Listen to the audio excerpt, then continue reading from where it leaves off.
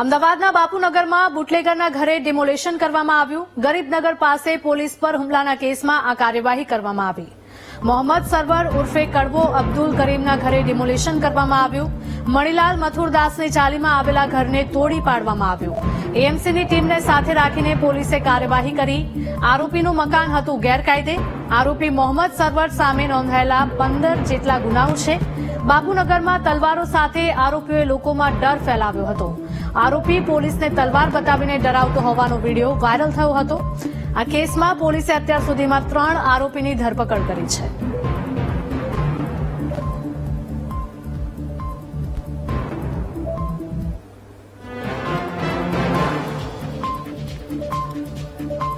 તો અમદાવાદના બાપુનગરની આ ઘટના કે જ્યાં બુટલેગરના ઘરે ડિમોલેશનની કાર્યવાહી કરાઈ। ગરીબનગર પાસે પોલીસ પર હુમલાના કેસમાં આ કાર્યવાહી કરાઈ છે। થોડા દિવસ અગાઉ આ વિડીયો વાયરલ થયો હતો। મોહમ્મદ સરવર ઉર્ફે કડવો અબ્દુલ કરીમના ઘરે ડિમોલેશન કરવામાં આવ્યું। મણિલાલ મથુરદાસની ચાલીમાં આવેલા ઘરને તોડી પાડવામાં આવ્યું છે। એએમસીની ટીમને સાથે રાખીને પોલીસે કાર્યવાહી કરી છે। આરોપીનું મકાન ગેરકાયદે હતું।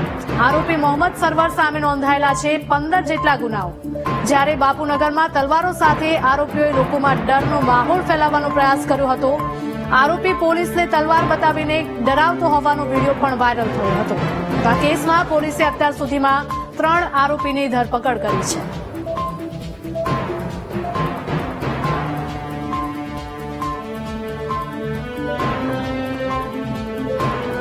અમદાવાદનો આ બનાવ અમદાવાદના બાપુનગરમાં બુટલેગરના ઘરે ડિમોલેશન કરવામાં આવ્યું। ગરીબનગર પાસે પોલીસ પર હુમલાના કેસમાં કાર્યવાહી કરવામાં આવી। મોહમ્મદ સરવર ઉર્ફે કડવો અબ્દુલ કરીમના ઘરે ડિમોલેશનની પ્રક્રિયા કરવામાં આવી। મણિલાલ મથુરદાસની ચાલીમાં આવેલા ઘરને તોડી પાડવામાં આવ્યું છે। એએમસીની ટીમને સાથે રાખવામાં આવી હતી અને પોલીસે આ કાર્યવાહી કરી છે। આરોપીનું મકાન ગેરકાયદે બાંધવામાં આવ્યું હતું। આરોપી મોહમ્મદ સરવર સામે નોંધાયેલા છે 15 જેટલા ગુનાઓ। બાપુનગરમાં તલવારો સાથે આરોપીઓએ લોકોમાં ડરનો માહોલ ફેલાવ્યો હતો। સાથે જ આરોપી પોલીસને તલવાર બતાવીને ડરાવતો હોવાનો વિડીયો પણ વાયરલ થયો હતો। તો આ કેસમાં પોલીસે અત્યાર સુધીમાં 3 આરોપીની ધરપકડ કરી છે અને તેમની વિરુદ્ધમાં કાયદેસરની કાર્યવાહી પણ કરવામાં આવી રહી છે।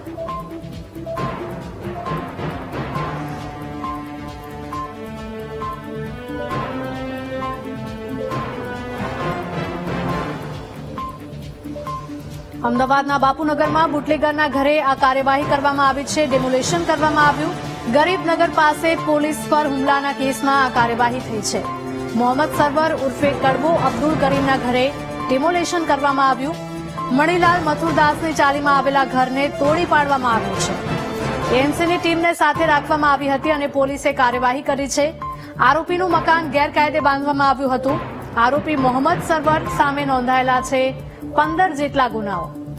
બાપુનગરમાં તલવારો સાથે આરોપીઓએ લોકોમાં ડર ફેલાવ્યો હતો। આરોપી પોલીસને પણ તલવાર બતાવીને ડરાવતો હોવાનો વિડીયો વાયરલ થયો હતો।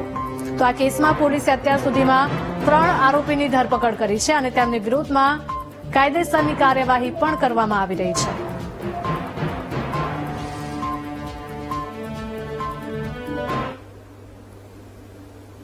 કોર્પોરેશન દ્વારા સર્વે કરી અને જે 18 તારીખે બનાવ બન્યો હતો એ કામનો એક આરોપી સરવર કડવો છે। એનું મકાન છે, પાકું મકાન છે અને ગેરકાયદેસર બાંધકામ કરેલું છે। જે બાબતે કોર્પોરેશને પોલીસ પાસે બંદોબસ્ત માંગ્યો છે અને આજે પોલીસે ડિમોલેશન માટે બંદોબસ્ત આપ્યો છે અને ડિમોલેશનની કાર્યવાહી ચાલુ થઈ રહી છે।